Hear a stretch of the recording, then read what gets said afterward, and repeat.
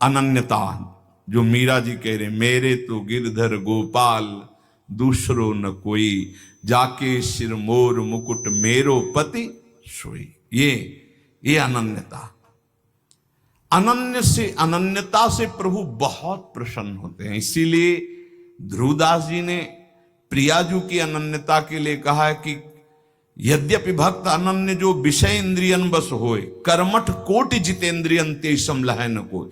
जो प्रियाजू का अनन्य हो गया, यद्यपि वो जितेंद्री नहीं है, पर वो करोड़ों जितेंद्रिय, करोड़ों कर्मकांडी से भी बढ़कर है, क्योंकि उसने प्रियाजू की अनन्यता ले ली, हमारे माई श्यामाजू को राज अंदर से। यही अनन्यता उसको निर्विकार करके प्रेम भक्ति में डुबो देगी। प्रेम भक्ति के बिना संसार का आकर्षण नष्ट नहीं होता। श्री कृष्ण जब कृपा करते हैं तो किसी को सखा बना लेते हैं, किसी को अपनी प्यारी गोपी बना लेते हैं, अपनी नित्य लीला में सम्मिलित कर देते हैं, किसी को सखी बना लेते हैं। पुरुषार्थ से कोई भगवान की लीला में प्रवेश नहीं कर सकता, अभिमान से कोई भगवान को प्राप्त नहीं कर सकता। जो अनन्य हो गया वो दीन हो गया, जो निराश्रित हो गया वो आश्रित हो गया। यहां निराश्रित का है, रुपये का आश्रय, शरीर का आश्रय, संबंधियों का आश्रय, बुद्धि का आश्रय, भगवत आश्रय कहां है? भगवत आश्रय अंदर से हो जाए तो ये सब साधन है, साध्य भगवान है। जिसको अंदर से है कि मैं अपने पुरुषार्थ से भगवान को नहीं प्राप्त कर सकता, भगवान की कृपा से प्राप्त कर सकता, और रात दिन भजन करता है, पर पुरुषार्थ का अभिमान नहीं, वो भगवत प्राप्ति कर लेता है। बड़ा गूढ़ विषय है। एकमात्र भगवान के आश्रय में रहकर रात दिन भजन करता है, पर उसे अभिमान नहीं कि मैं भजन के द्वारा भगवान को प्राप्त कर लूंगा। उसको अंदर विश्वास है कि भगवान की कृपा से हमें भगवत प्राप्ति होगी, और खूब रात दिन भजन करता है, खूब लीला गायन, लीला चिंतन करता है। सनातन ने कहा, प्रभु ये तो समझ में आ गया कि भगवान की शरणागति से माया चक्र से मुक्त हुआ जा सकता है, भगवान की शरणागति में अनन्यता प्रधान है, ये समझ में आ गया।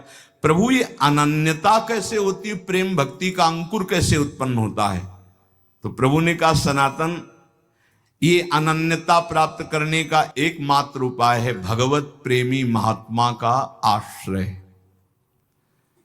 जैसे परमहंस शिरोमणि जड़ भरत जी ने राजा रहुगण से कहा, जब रहुगण को उपदेश किया तो उन्होंने कहा, ये भागवत धर्म, ये ब्रह्मबोध कैसे प्राप्त होगा, उपाय क्या है? तो कहा, रहुगणै तत्तपसा नयाति न चेद्यया निरूपणात् गृहाद्वा न छंदसा नैव जलाग्नि सूर्यैर् विना महत्पाद रजोभिषेकम। जड़ भरत जी ने कहा, रहुगण ये जो हम तुम्हें उपदेश कर रहे हैं ये तपस्या से नहीं प्राप्त होता, यज्ञ करने से नहीं, दान करने से नहीं, घर द्वार छोड़ने से नहीं, वेदों के पाठ से नहीं, जल अग्नि या सूर्य के सेवन से नहीं। इसकी प्राप्ति का एकमात्र उपाय है भगवत प्राप्त, भगवत प्रेमी महात्मा की चरण रज का सेवन। चरण रज का सेवन होता है उनकी आज्ञा में रहना। एकमात्र ये उपाय है प्रभु के अनन्य होने का और प्रभु की प्रेम लक्षणा भक्ति का अंकुरण हृदय में होने का। बिना भगवत प्रेमी महात्मा के भगवत प्रेम प्रकट हो ही नहीं सकता। रेमन रसिकन संग बिन रंच न उपजय प्रेम। अगर कोई भगवत प्रेमी महात्मा का आश्रय छोड़ दे तो जैसे कोई मगरमच्छ भरे हुए समुद्र में तैरना ना आता हो कूद पड़े, अगर तैरना भी आता है तो वो लील जाएंगे मगरमच्छ। ऐसे ही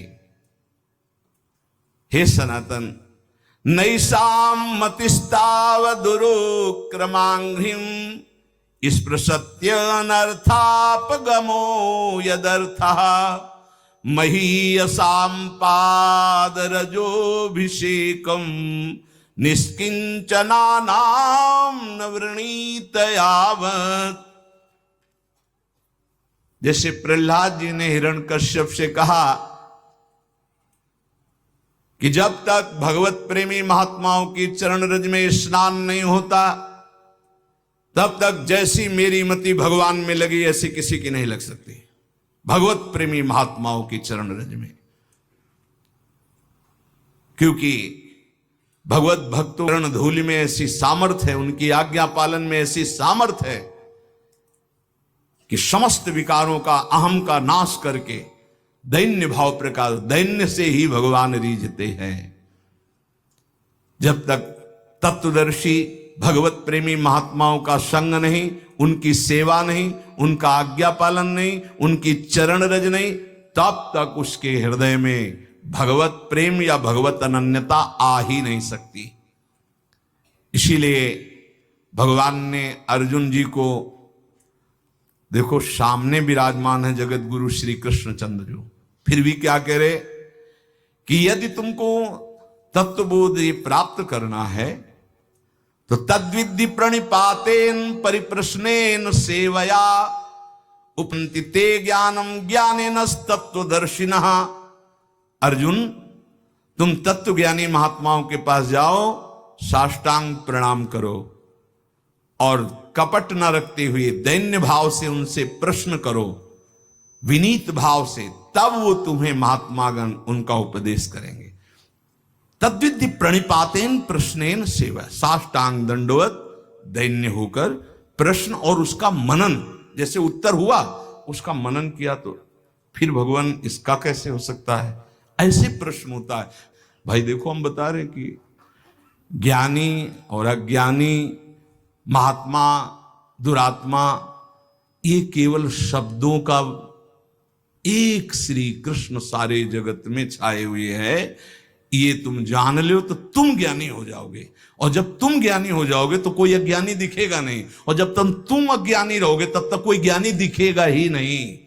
पापी को सब पापी नजर आते हैं, राम भक्त को सब राम नजर आते हैं, श्याम भक्त को सब श्याम नजर आते हैं, काम भक्त को सब कामी नजर आते हैं, ज्ञानी को सब ज्ञानी नजर आते हैं, अज्ञानी को सब अज्ञानी। दृष्टि जैसी वैसी सृष्टि, जाकी रही भावना जैसी, प्रभु मूर्ति देखी तिन तैसी। जो